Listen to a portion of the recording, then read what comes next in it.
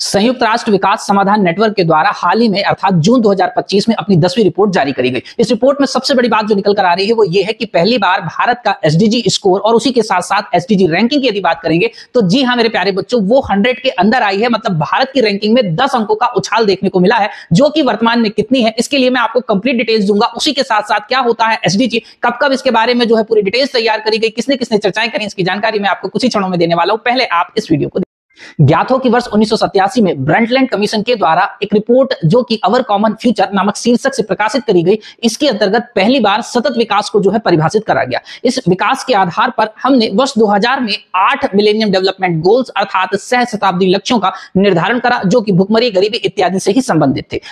इन 8 विकास लक्ष्यों की प्राप्ति हेतु हमने वर्ष 2015 का निर्धारण करा, परंतु हुआ यह कि सितंबर 2015 में रियो समिट होती है। इस रियो समिट के अंतर्गत हमने 8 एमडीजी के स्थान पर 17 एसडीजी का निर्धारण कर दिया। मतलब अब सतत विकास लक्ष्य कितने हो गए? 17, जो कि पहले मिलेनियम डेवलपमेंट गोल्स थे वो अब सस्टेनेबल डेवलपमेंट गोल्स में कन्वर्ट कर लिए गए। इसके पीछे एक कारण था, मैं आपको बता दे रहा हूं स्पष्ट तौर पर कि सरकारें इतने सिर्फ वादे करती हैं जो कि खोखले होते हैं, इनको ये कभी प्राप्त करना ही नहीं चाहती। इस बात को समझ गए? तो बात होती है 17 सतत विकास लक्ष्य और इनके 169 उप लक्ष्य निर्धारित करे गए। ये 1 जनवरी 2016 से प्रभावी होते हैं, परंतु इनकी प्राप्ति हेतु अब जो लक्ष्य रखा गया है वो 2030 रखा गया है, जिस पर भी ये प्राप्त होता हुआ आपको बिल्कुल नहीं दिखने वाला, ये बात तो तय है। इसी के साथ साथ मैं आपको ये बात बोलना चाहता हूं कि सतत विकास एक ऐसी अवधारणा है जिसके अंतर्गत हम वर्तमान में जो लोग हैं उनकी जरूरतों को पूरा करते हुए भविष्य की आबादी, हमारी जो भविष्य की जनरेशन है उसके लिए भी उपलब्ध संसाधनों का संरक्षण करते हुए चलें, ताकि आगामी पीढ़ी ये भी बोल सके कि देखो ये पेड़ है, देखो ये जल है, देखो ये तालाब है, इत्यादि चीजों की चर्चा जो है मेरे प्यारे बच्चों यहां पर होती है। अब बात करते हैं नवीनतम आंकड़ों के लिए, तो वो आप यहां सुनिए।